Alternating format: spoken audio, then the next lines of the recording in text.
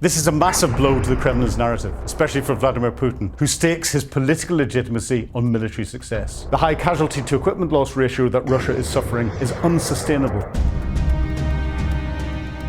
The war in Ukraine has entered a critical new phase. For years, it seemed Russia's strategy of attrition, simply throwing more men and material at the front, was slowly grinding down Ukraine's defences. But something remarkable is happening on the front lines. Recent news of Russia moving divisions away from crucial cities suggests Ukraine has found a way not just to hold the line, but to decisively counterattack. This isn't just a military victory, it's a playbook for the future of warfare.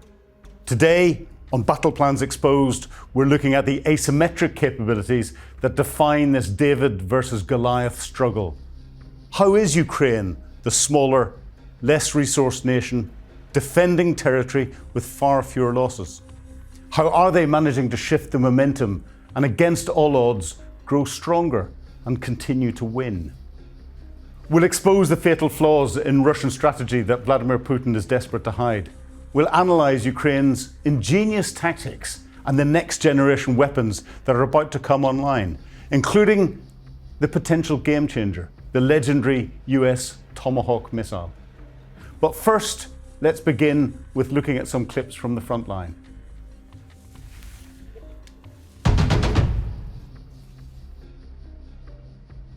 So in this first video, we see the importance of the GBU-62 precision bomb. The bomb is used to take out a bridge that is vital for Russian logistics. And this leads to the second video. That vital for Russian logistics, it's also for Russian maneuver. And whenever Russian troops move forward, and here we see initial motorcycle troops, the fact that the bridge has been taken out canalizes them into a killing zone that the Ukrainians have already predetermined.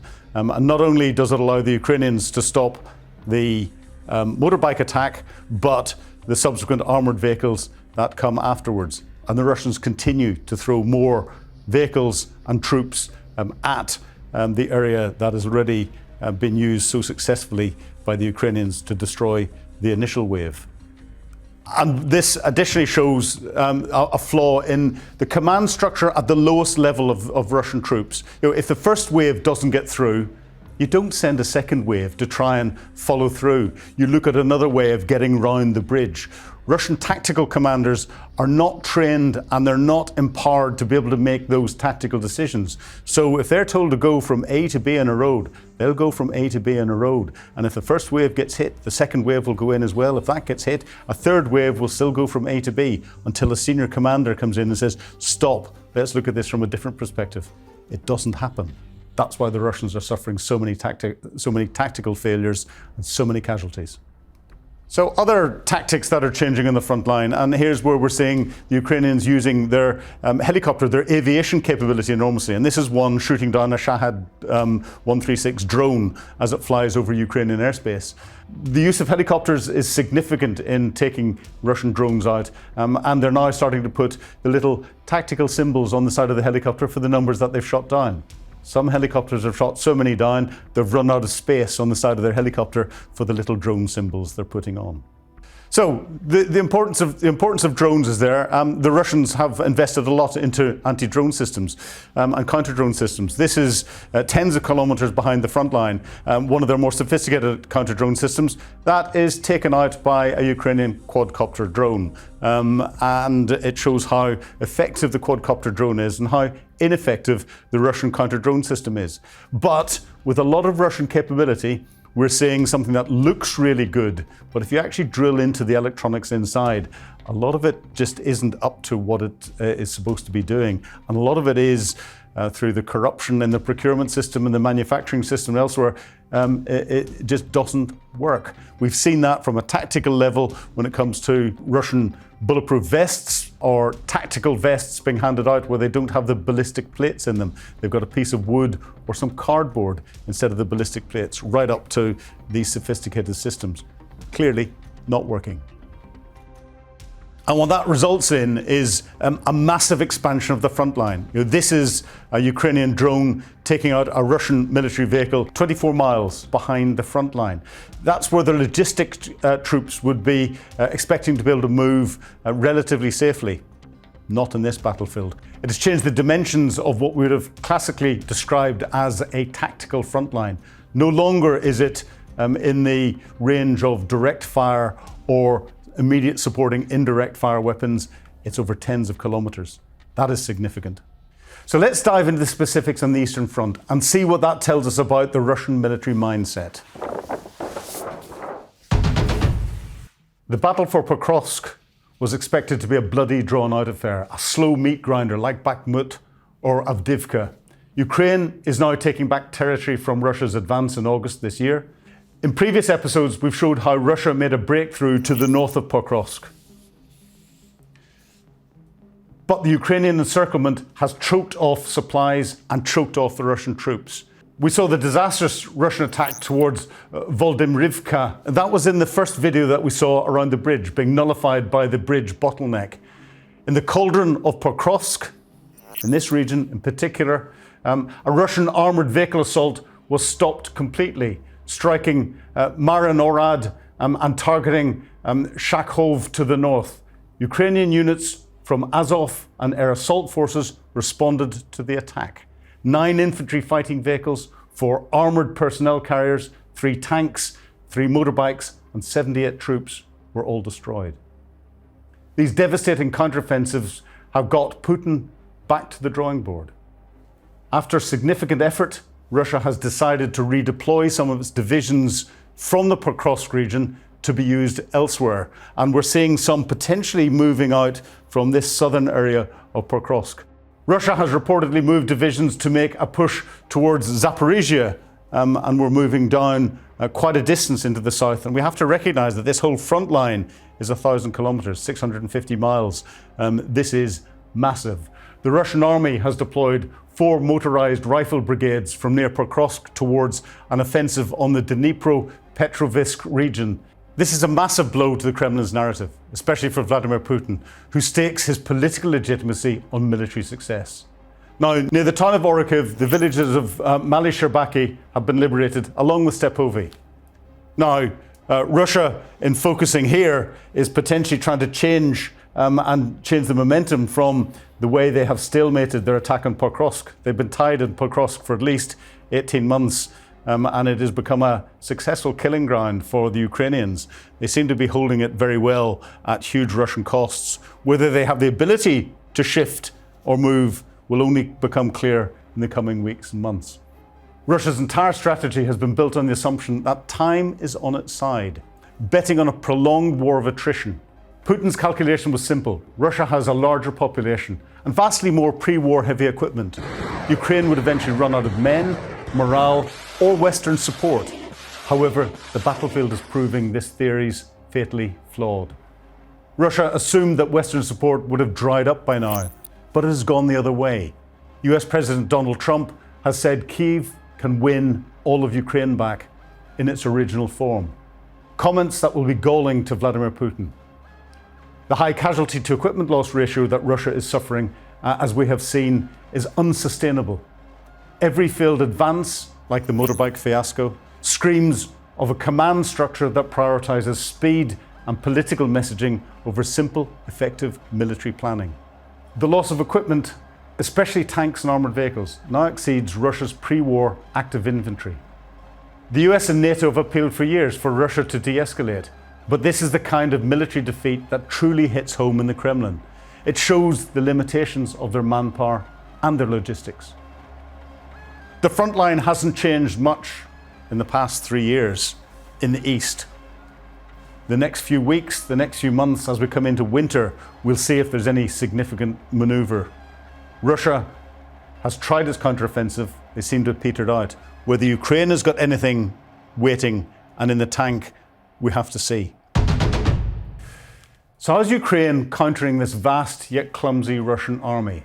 It's all about asymmetric warfare, dynamic defensive maneuvers and technological innovation. And there are 4 key techniques the Ukrainians are using. The first is tactical retreat, or trading space for time. Ukrainian forces are now masters of the tactical retreat. It is their most effective tactic to actively avoid direct set-piece combat where Russia's artillery and armour have an advantage and could be decisive. They may temporarily withdraw from a new tree line or section of buildings that Russia has expended massive resources to occupy. This is also known, as I said, trading space for time. And the Ukrainians put that time to good effect. Again and again, they allow the Russians to overextend themselves, as we saw to the north of Pokrovsk, giving the Ukrainian defenders an easier job to stop them and cut them off and then destroy them, as they're doing there. The second tactic is the drone trap. The moment Russian troops consolidate their new position, they're immediately hit by saturation of attack drones, specifically cheap, ubiquitous FPV or first-person view drones acting as flying precision guided munitions, flying snipers. This constant, relentless process denies Russia any chance to dig in or to get any rest or to establish solid logistics. And of course, the Ukrainians know the positions that they're hitting because they used to occupy them, so they know exactly where the Russians will be. And then the third tactic is regular rotation. Crucially, Ukraine is rotating its frontline soldiers more regularly than the Russians to keep the units fresh and to prevent a kind of exhaustion that leads to operational mistakes. The Russians aren't. Their rotations caused by so many getting killed or wounded and fresh troops having to come in from behind. And then the fourth and most important bit is military discipline. When Ukrainian troops are deployed on the front, they're used carefully with predetermined routes, timed checkpoints, and reconnaissance drones overseeing their every move. This highlights the planning and execution that has gone into particular operations, as well as showing that the Ukrainians clearly have contingencies in place. That planning process is critical because you understand where you could get held up, where you could be pushed into a killing zone, and you've already thought of ways to get around it. The Ukrainians are doing that to great effect. This is a massive contrast to the often exhausted, ill-equipped Russian penal units seen at the spear tip of their attacks, used in effect as sacrificial lambs, the meat grinder. This strategy is not about capturing ground, it's about using it. It's about destroying the Russian combat capability with cost-effective, high-tech tools, and cost-effective, low-tech tools, as some of the drones are. It's about leveraging ingenuity of the soldier on the ground and a fundamental difference from Russia's rigid, top-down command structure. Ground is a tool that the Ukrainians have in abundance. If they use it to good effect, and quite simply they are, then it has a significant impact on what happens on the battlefield. So looking ahead, let's have a look at some of the tech and weapons that could be significant on the battlefield.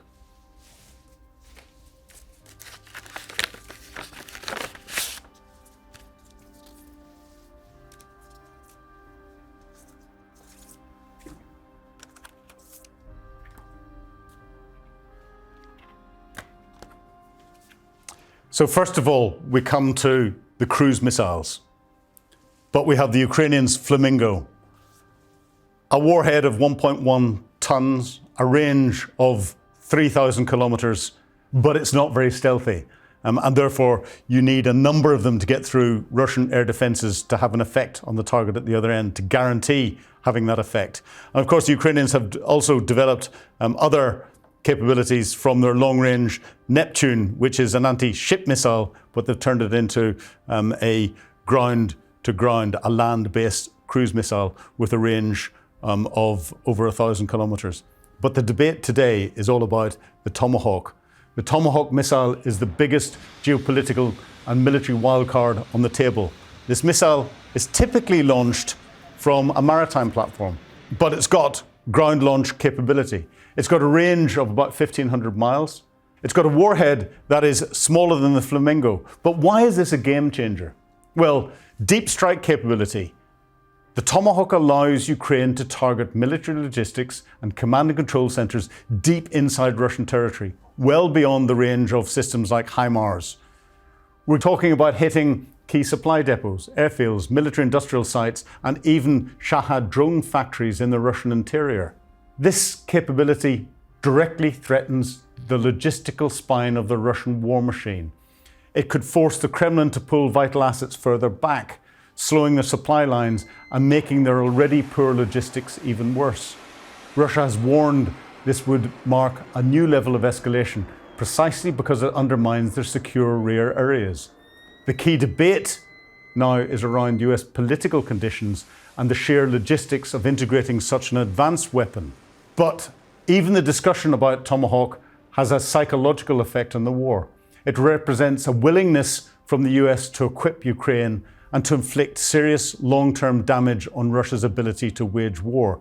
It also shows that the US is willing to directly support Ukraine, which it will have to do to help target the Tomahawk cruise missiles into have that military effect. Tomahawks have a political effect as well as military utility. And that political effect is saying to Vladimir Putin that Donald Trump is not on his side anymore, but is supporting President Zelensky. So why is the Tomahawk more effective with a smaller warhead and a shorter range than the Flamingo? I wouldn't describe it as more effective. I describe it as another golf club in the golf bag of weapons. What Tomahawk brings over and above Flamingo and Neptune is a level of stealth and a level of accuracy. And as I described, that political statement, that political impact over and above indigenously produced missiles. The level of stealth means that instead of needing 5, 10 domestically produced missiles to have the military effect at the other end, you could probably do it with 1 or 2 Tomahawks. The Tomahawk is designed from an accuracy perspective to be able to hit very small areas. The times that I have used them in targeting in the past, you choose which window you fly it through. The Flamingo, you can probably choose the top of the building or the bottom of the building, but not the window. That means that you can be much more precise on where you have that explosive effect. So if, for say, you wanted to take out a bridge by hitting a critical point on it, maybe the Ukrainians do, the Tomahawk cruise missile could be much more effective, and you need much smaller numbers than you would do with Neptune or with Flamingo.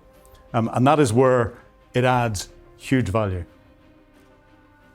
Other weapon systems that we're seeing include the Rheinmetall Skyranger 35. Now, this is a gun-based system designed as an anti-drone system. It fires a 35mm round that will explode in the air and provide, we've all seen the Second World War movies where you see the flak being fired up at aircraft, but this does it in a much more precise way and can easily be used to put a wall of shrapnel in front of drones very, very accurately and very rapidly. And each shell can probably take out a drone at a time. It's combined with sophisticated targeting capabilities, thermal imaging, radar, and other capabilities to be much more effective. This is significant capability being manufactured by Rheinmetall for Ukraine and is using some of the interest from the Russian money that has been frozen inside European banks. Of course, we've got Belgium delivering more F-16s to Ukraine. The F-16, a 4th generation fighter, but it's only delivering them because Belgium is getting supplied and taking delivery of its F-35s, a 5th generation fighter that's coming in. That doesn't sound much when you go from 4 to 5, but the F-16s is 1970s technology, upgraded, albeit. The F-35 is significantly more. The Ukrainian pilots are flying the MiG-29. This is probably described as 4th generation, but it is technologically behind, well behind where the F-16 is. And I'd liken the difference in being able to get pilots to operate these different aircraft, to fight these different aircraft, as if we take that as the car you pass your driving test in, your Fiat 500. This is probably your advanced rally car with very big, powerful engines that you'll throw around the place. This is probably your Formula 1 car.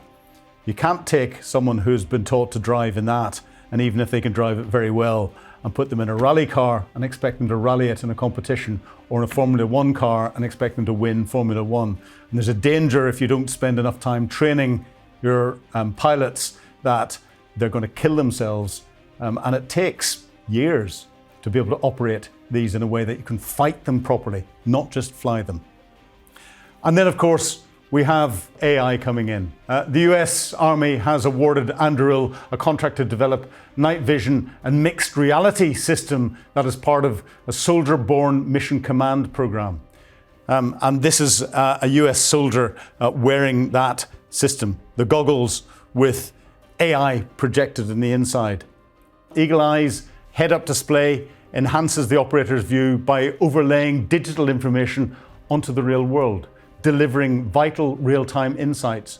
Blue Force tracking. Where are your buddies? Where are your vehicles? It enables warfighters to know their squad's precise location in the real-world space. Soldiers can now detect and track threats even when terrain or structures block direct line of sight. So, with this technology, maybe Ukraine can get this one day. It wouldn't surprise me if it's being tested out somewhere on a battlefield. So the war in Ukraine has evolved into a masterclass of modern asymmetric defense and innovation. Ukraine is demonstrating that innovation beats raw mass, that precision-guided drones and flexible tactics can dismantle a conventional army that's been allowed to become rigid and tactically incompetent. The retreats from the areas like Pokrovsk, the catastrophic blunders like the motorbike attack that we saw earlier, these are visible cracks in Putin's military strategy. Russia is learning too, but not quite as fast as Ukraine. And as Ukraine integrates cutting-edge technology and leverages its ingenuity, this struggle truly becomes a blueprint for smaller nations defending against larger aggressors globally. David versus Goliath. The tide isn't just turning, the rules of war are being rewritten, and Ukraine is holding the pen. That's all for this week's Battle Plans Exposed. Please add your comments and questions below. If you'd enjoyed the show, give us a like, and join us next time as we continue to analyse the biggest conflicts across the globe. Good night.